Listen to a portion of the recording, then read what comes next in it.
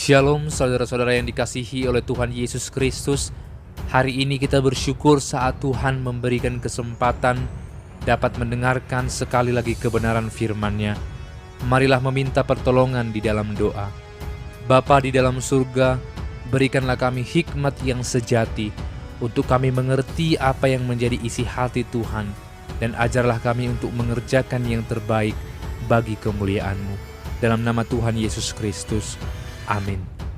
Saudara yang terkasih, firman Tuhan hari ini diambil dari Injil Matius pasal yang ke-16 ayat yang ke-24. Lalu Yesus berkata kepada murid-murid-Nya, "Setiap orang yang mau mengikut aku, ia harus menyangkal dirinya, memikul salibnya, dan mengikut aku."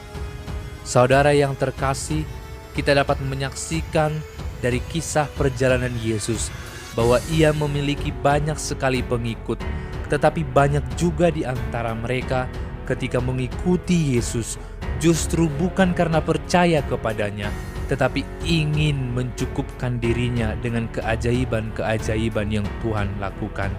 Banyak yang mengikut Yesus karena mereka ingin melihat mukjizat Yesus. Banyak mengikut Yesus karena Tuhan selalu memberikan berkat-Nya. Banyak mengikuti Yesus karena Yesus memenuhi mereka dengan kekenyangan jasmani. Banyak yang mengikuti Yesus karena Yesus menghibur mereka dengan kata-kata yang menguatkan. Sesungguhnya sebelum Yesus akan melakukan tugas utamanya, yaitu menyelamatkan manusia dan mati di atas kayu salib, ia memberikan sebuah pesan bagi setiap orang yang hendak mengikutinya. Saat semua orang berpikir orang yang mengikuti Yesus akan diberkati secara jasmani, maka Yesus berkata yang jauh bertolak belakang daripada itu. Yesus berkata setiap orang yang mengikutnya akan memikul salib juga, akan menderita. Bahkan ia sering berkata orang yang mengikuti dia akan dianiaya. Oleh karena itu, merupakan sebuah kebodohan ketika kita mengikuti Yesus, kita hanya berharap kepada berkat-berkat jasmani yang membuat kita bahagia. Saudara yang terkasih, ketika kita melihat kepada kehidupan ini, maka kita mungkin akan terkejut karena kita menyaksikan banyak orang-orang yang berdosa, banyak orang-orang yang melakukan kejahatan, tetapi hidupnya malah lebih sukses daripada orang-orang yang hidup dalam Tuhan. Hidupnya malah lebih kaya daripada orang yang mengikut Tuhan. Sebenarnya apa yang Yesus janjikan bagi kita semua, memang ketika Yesus melakukan pelayanannya dan sepanjang rasul-rasul dan nabi-nabi mencatat surat-surat yang dititipkan oleh Roh Kudus kepada mereka, tidak ada satupun jaminan bahwa setiap orang yang mengikut Allah akan diberkati secara jasmani, akan terlepas dari masalah. Sesungguhnya merupakan sebuah kebodohan bagi kita saat kita berpikir kita akan tenang-tenang saja saat kita hidup mengikut Tuhan. Tetapi apa yang membedakan orang yang percaya dengan orang yang tidak percaya?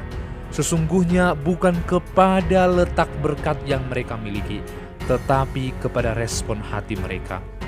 Yesus menjanjikan kita sebuah kedamaian yang sejati. Karena rumah kita, tempat kediaman kita, bukanlah dunia ini. Ia menjanjikan dan menyediakan tempat yang lain bagi kita. Sehingga janganlah kita menjadi orang-orang yang bodoh yang hanya menantikan apa yang indah dalam dunia. Saudara yang terkasih, saat Yesus menjelaskan hal ini kepada orang-orang yang mengikutinya, tentu saja banyak orang yang kaget karena mereka sedang menantikan berkat Tuhan. Mereka tidak menantikan Tuhan itu sendiri. Saudara yang terkasih, masalah apapun yang kita alami saat ini, janganlah membawa kita kepada keputusasaan untuk mengikut Yesus. Memang Yesus tidak pernah berbohong. Ia tidak pernah menjanjikan ketenangan dalam dunia, tetapi ia menjanjikan kedamaian yang sejati dalam hati kita. Saudara yang terkasih, jangan heran ketika kita melihat orang yang tidak takut akan Tuhan, tetapi hidupnya baik-baik saja.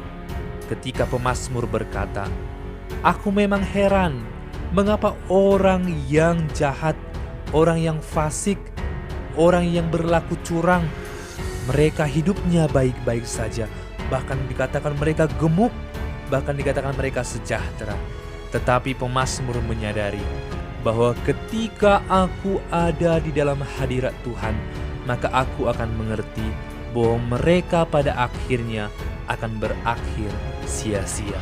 Saudara yang terkasih, kita tidak berharap kepada dunia ini. Jikalau kita berharap hanya pada dunia ini, maka kita adalah orang-orang yang malang dan bodoh.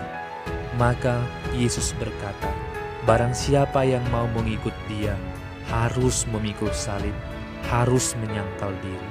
Kita harus meninggalkan kedagingan kita, meninggalkan semua impian-impian yang memuaskan hasrat kita.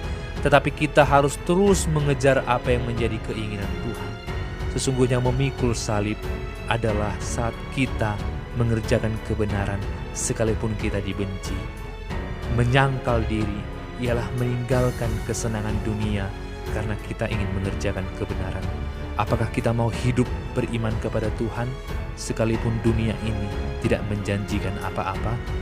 Peganglah tangannya, Ia menjanjikan yang terbaik dan yang kekal. Amin. Bapa di dalam surga, ajarlah kami untuk memandang kepada kekekalan, sehingga kami hanya berharap kepadamu semata. Dalam nama Yesus. Amin.